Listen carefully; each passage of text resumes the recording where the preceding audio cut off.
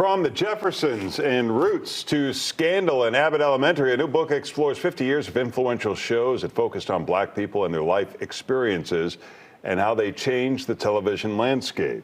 It's called Black TV, 5 decades of groundbreaking television from Soul Train to Blackish and beyond. And it was written by former Washington Post reporter Bethany Butler. Bethany joins us now. Thanks for being with us. Good morning. Thanks so much for having me.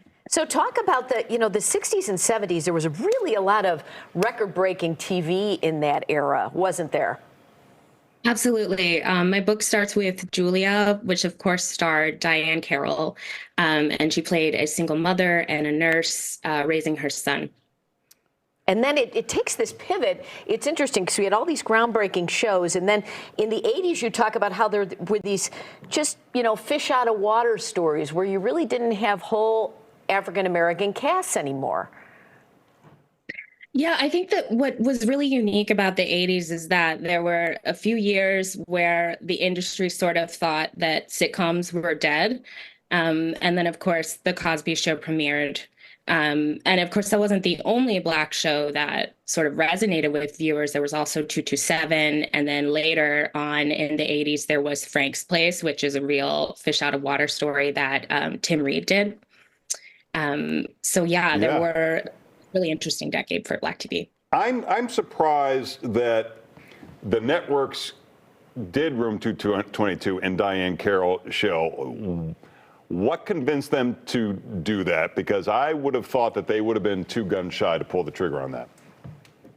Well, what's interesting about Julia is that the producer of that show, Hal Cantor, had actually been a producer on Amos and Andy. And of course, Amos and Andy was truthfully the first Black series with predominantly Black cast.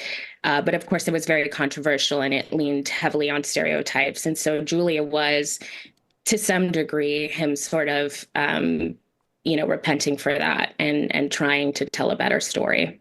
Talk about the influence of Redd Foxx and an appearance he did on The Tonight Show and him just mentioning Flip Wilson and how that took TV for them to a different level.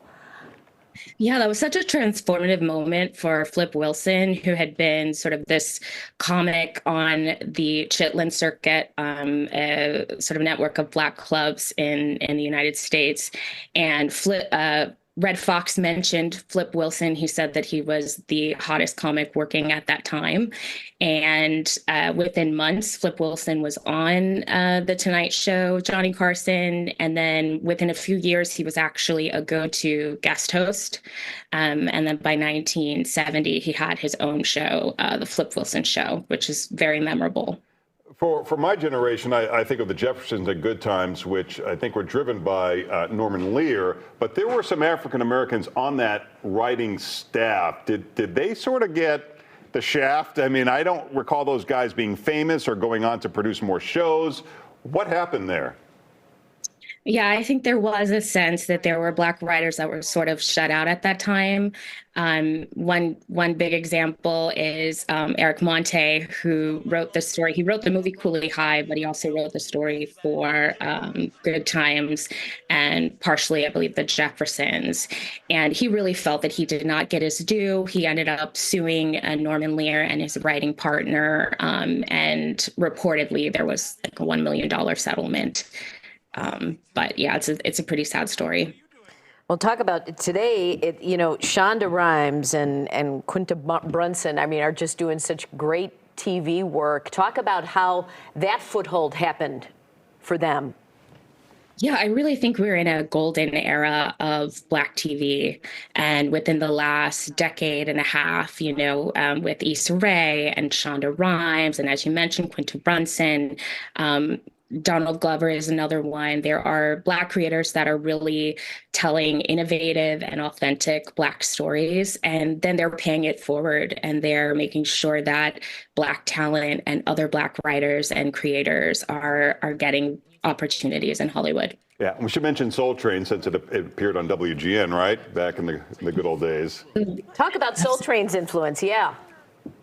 It's such an important show, and I think that, it really helps connect sort of the entertainment and Black singers and performers to, the country. It really sort of was the pulse of what was going on. Well, you can follow Bethany on X. Bethany, thanks so much for joining us. Appreciate it. Thank you for having me. Thank you.